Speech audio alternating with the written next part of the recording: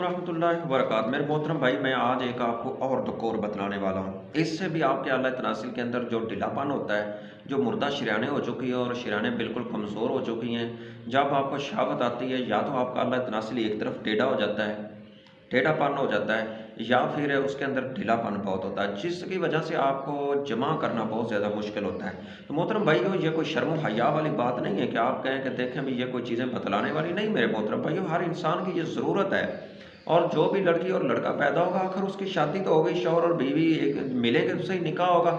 निकाह के बाद वो खलवत इख्तियार करेंगे तो आगे बच्चे होंगे ना। इसमें शर्म व हया वाली कब बात रहती है? नहीं, इन मसाइल का हमें ज़रूरी है, ये बतलाने चाहिए। हमारे ये स्कूलों के अंदर देख लें, सेक्स के नाम पर बच्चियों को पढ़ाया जा रहा है और वो वाइट बोर्ड पर वो एक तस्वीर बनाई जा रही है, वहाँ पर सब कुछ बतलाया जा रहा है। तो जब हम कोई इलाज की बात करते हैं, कोई मसले की बात करते हैं, तो वहाँ कहते हैं ये तो शर्म की बात है। नहीं, शर्म की बात नहीं है। इन चीज़ों को बयान करने में शर्माना नहीं चाहिए। ये तो एक मुआशरे की ज़रूरत है, ये तो इलाज है। आप डॉक्टरों को देखें कि जब ये इन शर्मगाहों का ऑपरेशन करते हैं, इनका इलाज करते हैं, तो उस वक़्त तो कभी नहीं आपने कहा कि ये शर्म की बात है।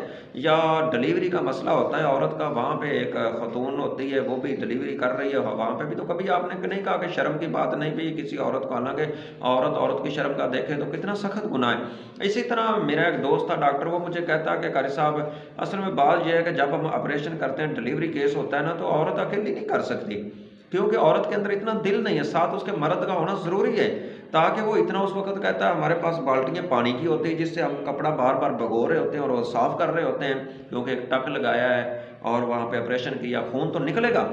कहता है वो बाल्टियाँ इस तरह लगती हैं जिस तरह खून की भरी हुई है ना, हालाँकि उसमें से कपड़ा डुबोया जा रहा है बार-बार, तो ऐसे सारी बाल्टियाँ खून खून की हो जाती हैं ना। तो कहता वहाँ पे इतना खून होता है, तो औरतें तो वैसे घबरा जाए ना। कहता कि हम इसीलिए उनके जो गुस्सा होते हैं उनको भी पास नहीं आने देते, क्योंकि तो इसलिए मोहतरम भाइयों देखो, ये शर्म व हया की बात नहीं है। ये मसाइल बयान करना और ये इलाज बतलाना ये ज़रूरी है। आइए मेरे मोहतरम भाइयों, एक नुस्खा बतलाने से पहले आपको एक चीज़ बतलाऊँ कि एक मेरा चैनल और है, अबू सुफियान टीवी। इस चैनल को ना ज़रूर सब्सक्राइब कर लें और साथ ही इसका एक दफ़ा विज़िट करें, और इंशाल्लाह बहुत आपको मज़ा आएगा और बहुत आपको नई-नई चीज़ें मिलेंगी। अबू सुफियान टीवी, इस चैनल को का ज़रूर एक दफ़ा विज़िट भी करें और साथ सब्सक्राइब भी करें। तो आइए मोहतरम भाइयों, मैं आपको इसकी टकोर बतलाऊँ कि वो टकोर क्या है। वो मोहतरम भाइयों, आपने लेना है तेल 10 ग्राम, और तेल हो ये स्याह तेल हो, स्याह तेल, इनको आपने पीस लेना है। पीस करके मोहतरम भाई आपने लेना है अरके प्याज, अरक प्याज आप साफ तौर से ले लें या घर निकाल लें। इनको घर निकाल करके ना मोहतरम भाइयों, इस जो प्याज का अरक है ना, इसको आग पर रख दें।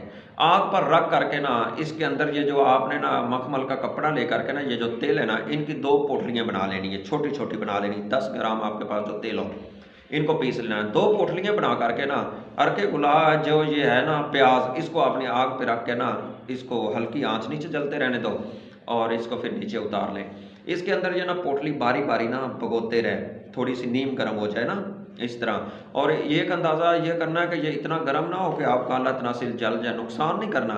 आप उसको पहले हाथ पे लगाएँ कि ये क्या मेरा आला तनासिल, ये थोड़ा सा नरम होता है आला तनासिल, वहाँ पे ज़्यादा आपको कहीं जले ना।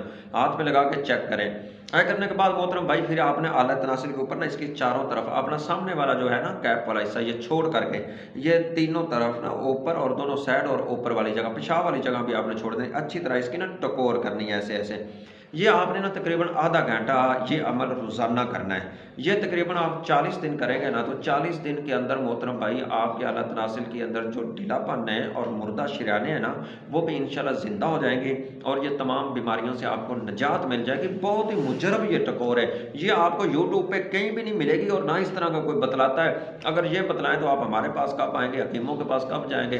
तो ऐसे तो रोज़गारी कैसे चलेगी? इसी तरह कोई भी नहीं, इस तरह के नुस्खे आपको इस तरह का कोई भी नहीं मिलेगा। ये आपका मैं ही हूँ जो आपको इस तरह के ये अब नुस्खे देने शुरू किए हैं। इंशाल्लाह कभी याद करेंगे दुआओं में। अस्सलामु अलैकुम रहमतुल्लाहि व बरकातहू।